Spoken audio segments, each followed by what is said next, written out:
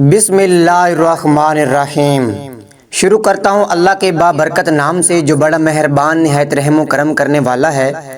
السلام علیکم محترم ناظرین، آج کی ہماری ویڈیو اس پاک ہستی کے بارے میں ہے جس کے بارے میں رب ذوالجلال نے فرمایا، اے محمد اگر میں تمہیں نہ بناتا تو میں پوری کائنات نہ بناتا۔ محترم ناظرین، ہماری ویڈیو سرور کائنات رحمت دو عالم محمد مصطفیٰ صلی اللہ علیہ وآلہ وسلم کے خاندانی حالات اور خاندانی نسب کے بارے میں ہے کہ آپ علیہ الصلوۃ والسلام کس خاندان سے تعلق رکھتے تھے اور ان کا خاندان کتنا شریف تھا۔ تو چلتے ہیں ہم اب ویڈیو کی طرف۔ امید کرتا ہوں آپ کو ویڈیو پسند آئے گی۔ اگر آپ کو ہماری ویڈیو پسند آئے تو ہمارے چینل کو سبسکرائب کر لیں۔ محترم ناظرین، حضور اقدس رحمت دو عالم سرور کائنات محمد مصطفیٰ صلی اللہ علیہ وسلم کا نسب شریف والد ماجد کی طرف سے یہ ہے۔ حضرت محمد صلی اللہ علیہ وآلہ وسلم بن عبداللہ بن عبد المطلب بن ہاشم بن عبد مناف بن قصی بن کلاب بن مرہ بن قاب بن لوی بن غالب بن فہر بن مالک بن نظر بن کنانہ بن خزیمہ بن مدرکہ بن الیاس بن مزر بن نزار بن ماد بن عدنان ہیں۔ محترم ناظرین، اب آتے ہیں والدہ ماجدہ کی طرف سے۔ حضور صلی اللہ علیہ وسلم کا شجر نسب کچھ یوں ہے۔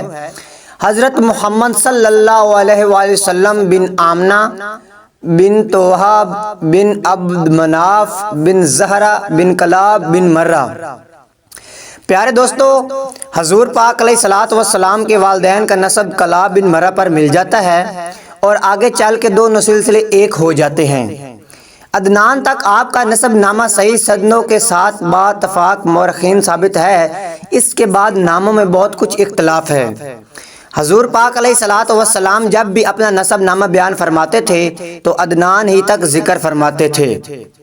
محترم ناظرین، مگر اس پر تمام مورخین کا اتفاق ہے کہ عدنان حضرت اسماعیل علیہ السلام کی اولاد میں سے ہیں اور حضرت اسماعیل علیہ السلام حضرت ابراہیم خلیل اللہ علیہ الصلوۃ والسلام کے فرزند ہیں۔ محترم ناظرین، حضور پاک علیہ الصلوۃ والسلام کی خاندانی شرافت۔ حضور پاک صلی اللہ علیہ وسلم کا خاندان نسب و نجابت شرافت میں تمام دنیا کے خاندانوں سے شرف و اعلیٰ ہے، اور یہ وہ حقیقت ہے کہ آپ علیہ الصلوۃ والسلام کے بدترین دشمن کفار مکہ بھی کبھی اس کا انکار نہ کر سکے۔ چنانچہ ابو سفیان نے جب وہ کفر کی حالت میں تھے، بادشاہ روم ہرقل کے بڑے دربار میں اس حقیقت کا اقرار کیا، یعنی نبی صلی اللہ علیہ وسلم عالی خاندان ہیں۔ حالانکہ اس وقت آپ علیہ الصلوۃ والسلام کے بدترین دشمن تھے، چاہتے تھے کہ اگر ذرا بھی کوئی گنجائش ملے تو آپ علیہ الصلوۃ والسلام کی ذات پاک پر کوئی عیب لگا کر بادشاہ روم کی نظروں سے آپ کا وقار گرا دیں۔ محترم ناظرین، مسلم شریف کی روایت ہے کہ اللہ تعالیٰ نے حضرت اسماعیل علیہ السلام کی اولاد میں سے کنانہ کو برگزیدہ بنایا اور کنانہ میں سے قریش کو چنا اور قریش میں سے بنی ہاشم کو منتخب فرمایا اور بنی ہاشم میں سے مجھ کو چن لیا۔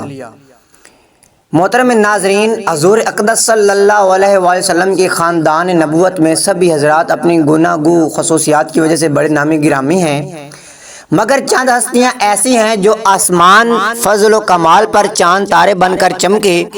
ان با کمالوں میں فہر بن مالک بھی ہیں۔ ان کا لقب قریش ہے اور ان کی اولاد قریشی یا قریش کہلاتی ہے۔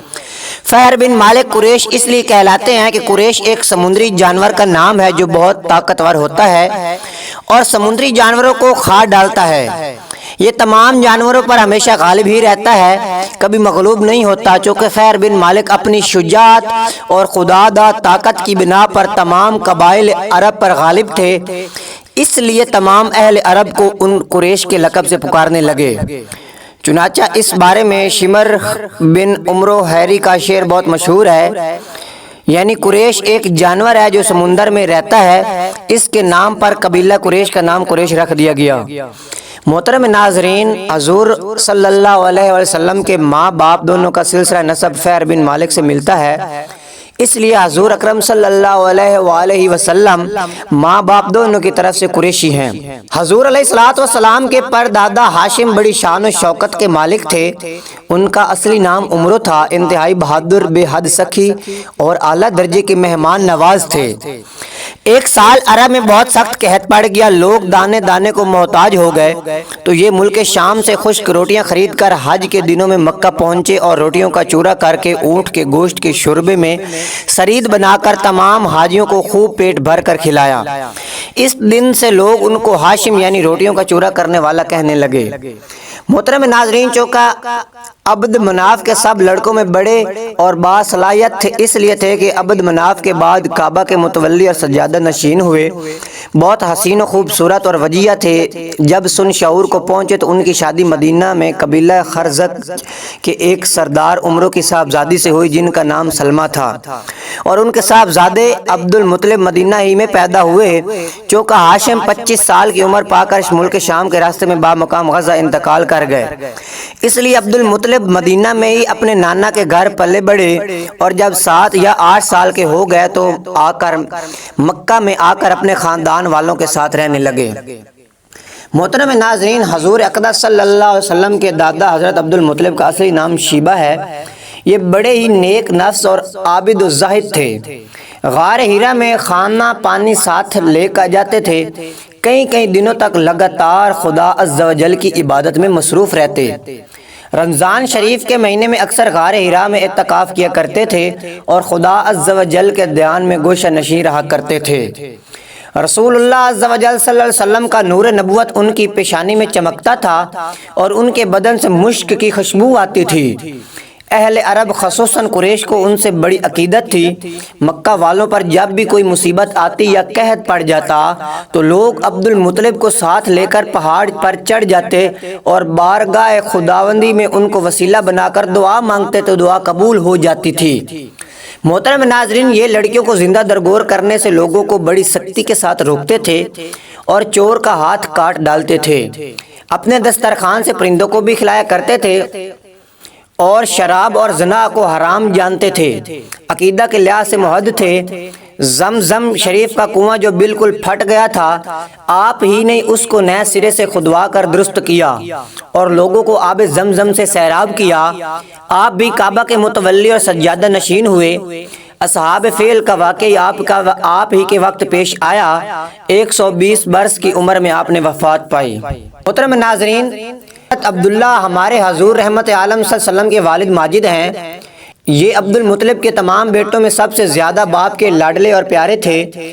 چونکہ ان کی پیشانی میں نور محمدی اپنی پوری شان شوکت کے ساتھ جلوہ گر تھا، اس لیے حسن و خوبی کے پیکر اور جمال صورت و کمال سیرت کے آئینہ دار، عفت و پارسائی میں یکتا روزگار تھے۔ قبیلہ قریش کی تمام حسین عورتیں ان کے حسن جمال پر فریفتہ اور ان سے شادی کی خواستگار تھیں، مگر عبد المطلب ان کے لیے ایک ایسی عورت کی تلاش میں تھے جو حسن و جمال کے ساتھ ساتھ حسب و نسب کی شرافت، رفت و پارسائی میں بھی ممتاز ہو۔ محترم ناظرین، عجیب اتفاق کہ ایک دن عبداللہ رضی اللہ تعالی عنہ شکار کے لیے جنگل میں تشریف لے گئے۔ ملک شام کے یہودی چاند علامتوں سے پہچان گئے تھے کہ نبی آخر زمان کے ماں کے والد ماجد یہی ہیں۔ چنانچہ ان یہودیوں نے حضرت عبداللہ کو بارہا قتل کر ڈالنے کی کوشش کی۔ اس مرتبہ بھی یہودیوں کی ایک بڑی جماعت مسلح ہو کر اس نیت سے جنگل میں گئی کہ عبداللہ کو تنہائی میں دھوکے سے قتل کر دیا جائے، مگر اللہ تعالیٰ نے اس مرتبے پر بھی اپنے فضل و کرم سے بچا لیا۔ عالم غیب سے چند ایسے سوار ناگہاں نمودار ہوئے جو اس دنیا کے لوگوں سے کوئی مشابہت ہی نہیں رکھتے تھے۔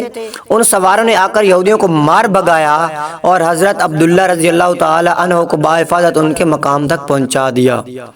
وہ بن مناف بھی اس دن جنگل میں تھے، انہوں نے اپنی آنکھوں سے یہ سب کچھ دیکھا، اس لیے ان کو حضرت عبداللہ سے بے انتہا محبت و عقیدت پیدا ہو گئی اور گھر آ کر عزم کر لیا کہ میں اپنے نور نظرت حضرت آمنہ رضی اللہ تعالی عنہ کی شادی حضرت عبداللہ رضی اللہ تعالی عنہ ہی سے کروں گا۔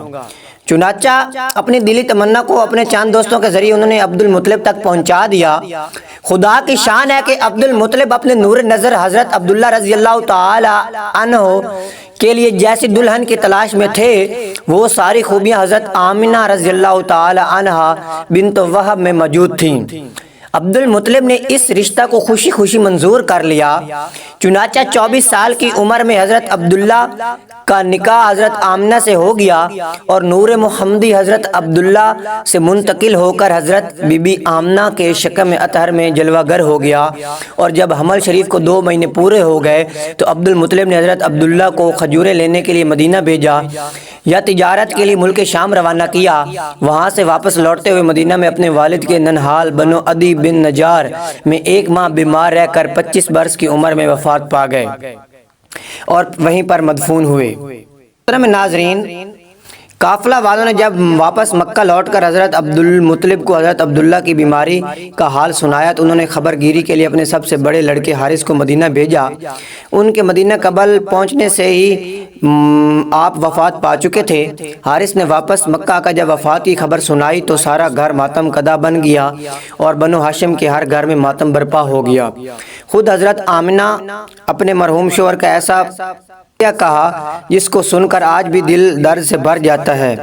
روایت ہے کہ حضرت عبداللہ رضی اللہ تعالی عنہ کی وفات پر فرشتوں نے غمگین ہو کر بڑی حسرت کے ساتھ کہا، یا الہی عز و جل، تیرا نبی یتیم ہو گیا۔ حضرت حق نے فرمایا، کیا ہوا، میں اس کا حامی و حافظ ہوں۔ حضرت عبداللہ کا ترکہ ایک لونڈی ام ایمن جس کا نام برکہ تھا، کچھ اونٹ کچھ بکریاں تھیں، یہ سب ترکہ حضور سرور عالم صلی اللہ علیہ وسلم کو ملا۔ ام ایمن بچپن میں حضور اقدس صلی اللہ علیہ وسلم کی دیکھ بھال کرتی تھیں، کھلاتی، کپڑا پہناتی، پرورش کی پوری ضروریات مہیا کرتی۔ اس لیے حضور اقدس صلی اللہ علیہ وسلم تمام عمر ام ایمن کی دل جوئی فرماتے، اپنے محبوب متبع غلام حضرت زید بن حارثہ سے ان کا نکاح کر دیا اور ان کے شکم سے حضور صلی اللہ علیہ وسلم حضرت اسامہ پیدا ہوئے۔